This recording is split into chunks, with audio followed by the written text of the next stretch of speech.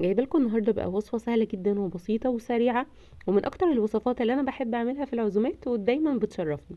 هنعمل مع بعض الفراخ المحشيه رز، وكمان هنسويها في الفرن من غير ما نسلقها ولا اي حاجه خالص.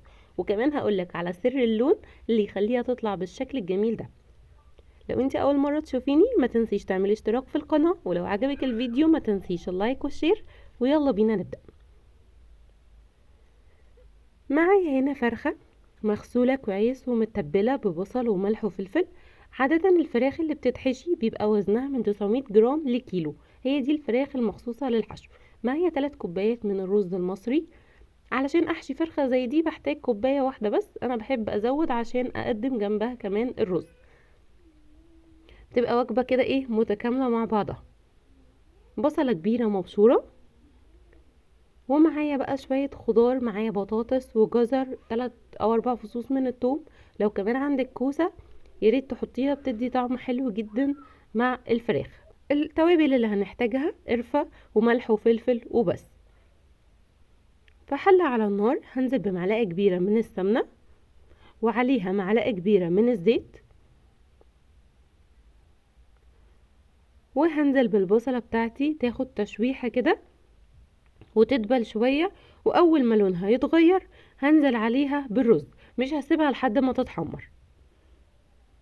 نزلت عليها بالرز، اقلب الرز بقى كويس جدا لحد ما يتغلف تماما بالسمنة والزيت، علشان ما يعجنش معايا ويطلع كده مفلفل وحلو لما نحشي بيه الفرخ بالشكل ده كده.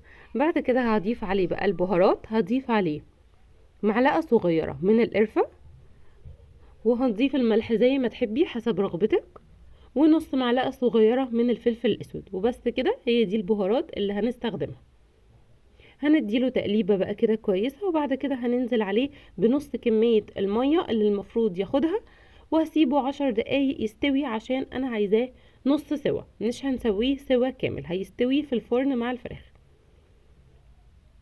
بس كده هنغطيه بقى ونسيبه لحد ما يستوي نص سوا كده، ونسيبه يبرد كمان. بعد ما الرز استوى وبرد هنجيب الصينية بقى اللي هندخلها الفرن، وهبدأ ان انا احط فيها كده الفايل بالشكل ده.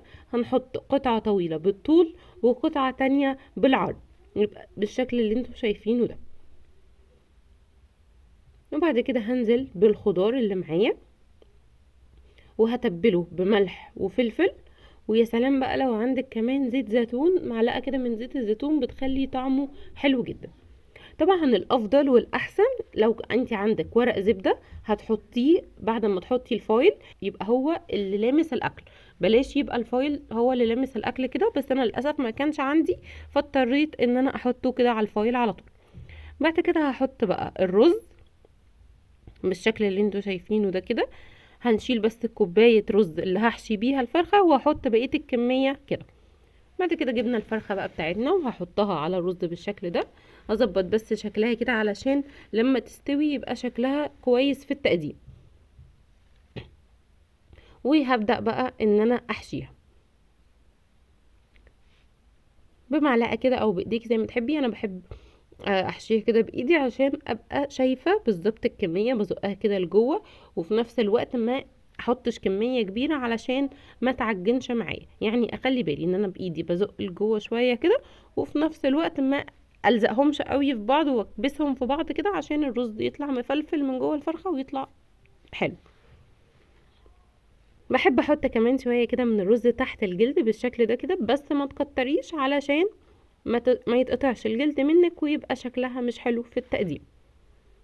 بس كده حشينا كمان شوية من الرز تحت الجلد، وهبدأ بقى ان انا اقفلها. تقفليها كده بخلة مثلا، او تربطي الجلد كده مع بعض، ممكن بخيط زي ما تحبي خلاص. انا برضو همسك كده الدبابيس بتاعتها كده الرجلين، وهربطها كده عشان برضو يبقى شكلها حلو في التقديم لما تستوي بالشكل ده كده. اي رز بقى متبقي معايا بعد ما حشيت الفرخة هحطه معايا. هنقفل بقى كده الفويل كويس جدا، لازم تقفلي الفويل كويس قوي بالشكل ده كده. الخضار بقى اللي تحت الرز ده بيبقى ليه فايدتين. اولا هو بيبقى طعمه حلو جدا. ثانيا لو النار كانت الفرن بتاعك كان عالي والنار عالية واتلسعت الصينية من تحت، مش الرز اللي يتلسع، الخضار هو اللي يتلسع والرز يطلع معاكي تمام زي الفل. ماشي. ممكن تحطي كمان كوباية مية في الصينية بعد ما تقفلي الفويل اللي جوه كويس جدا، كوباية مية كده عشان تضمني ان هي ما تتحرقش معاكي خالص. دخلها بقى فرن سخن على اعلى درجة حرارة في الرف المتوسط لمدة ساعتين، من ساعة ونص لساعتين على حسب الفرن عندك وعلى حسب درجة الحرارة بتاعته وعلى حسب طبعا حجم الفرخة. بصوا بقى كده، بصوا ما شاء الله طالعه شكلها حلو جدا. للاسف حته من الجلد لزقت في الفويل، عشان كده بقولك احسن حاجه تحطي ورق زبده هو اللي يبقى لامس الاكل، بس برضو شكلها حلو. بصوا بقى طالعه كده جميله ما شاء الله.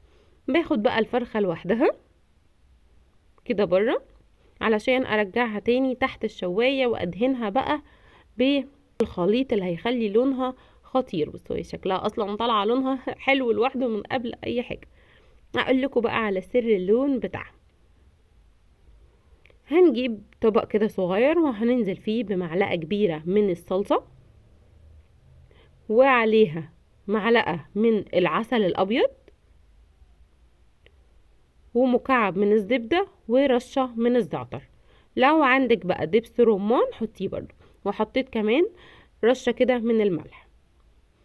هحط بقى الصوص ده كده على الفرخة، وبايديكي او بالفرشة تبدأي ان انت تدهنيه على الفرخة كلها، ما تنسيش اي حاجة، الجناح والوراك والدبابيس وكل حتة في الفرخة عشان تاخد كلها لون حلو زي بعضها. انزلها بقى تاني تحت الشواية من 3-4 دقايق كده لحد ما تاخد اللون اللي انت تحبيه، وطبعا تتابعيها عشان ما تتحرقش.